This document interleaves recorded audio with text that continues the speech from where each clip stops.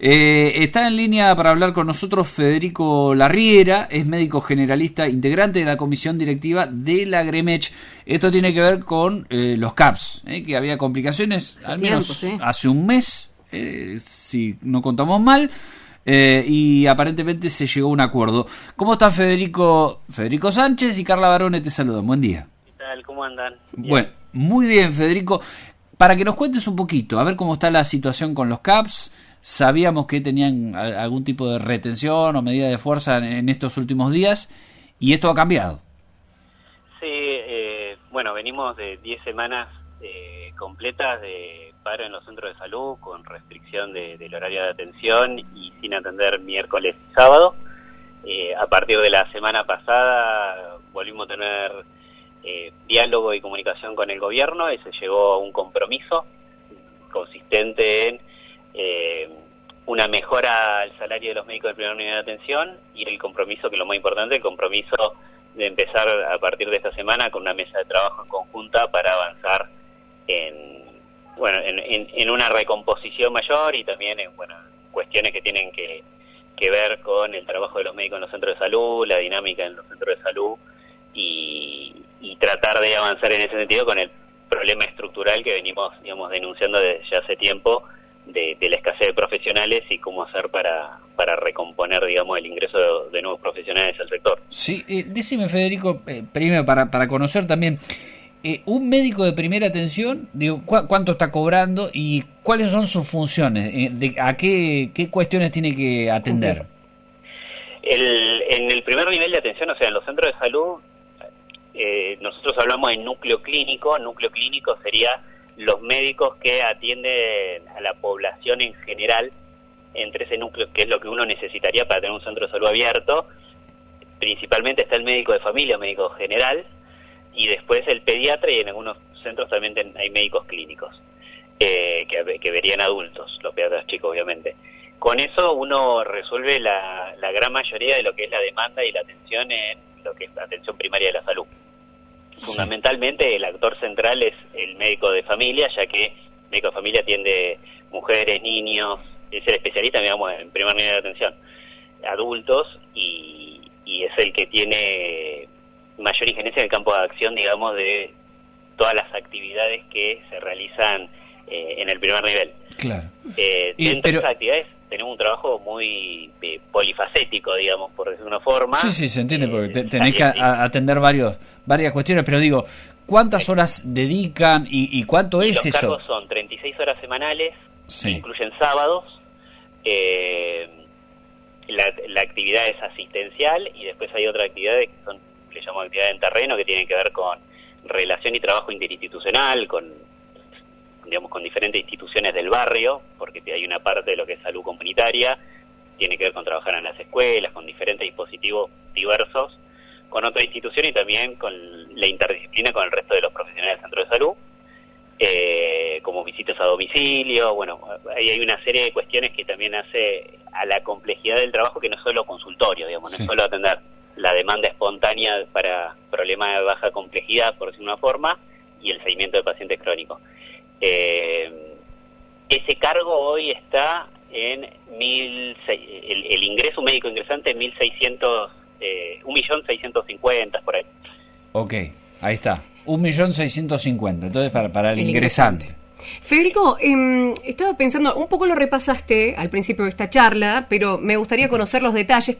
¿Cómo sigue la cuestión ahora? Dentro de la nota que ustedes hacen, contando un poco la actualidad en el acuerdo con el gobierno, es que se cumplan por parte de la Secretaría de Salud los plazos, ¿no? De acuerdo a las demandas que han planteado. Por un lado, ¿qué demandas son las que se han planteado y cómo sigue ahora el tema plazos?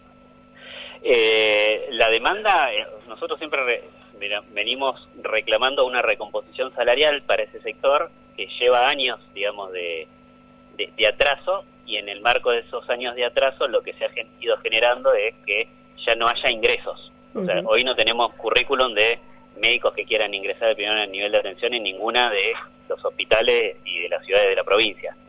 Y en ese marco además tenemos muchos egresos, hicimos un documento hace poco que resultaba alarmante y crítica la situación porque había ciudades como Rawson y Esquel, que hoy disponen de pocos profesionales médicos en los centros de salud, ya está crítico, y de acá a 5 años está en condiciones de jubilarse el 50% de los médicos.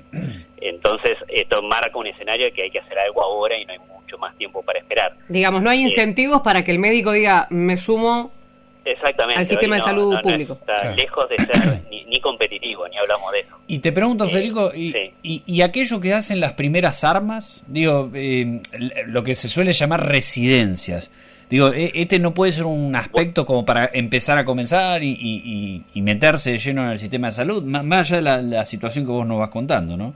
No, seguro. A ver, yo estoy en Puerto Madryn. Acá en Puerto Madryn más de la mitad de los médicos generales que tenemos en la ciudad son formados en residencia de la provincia.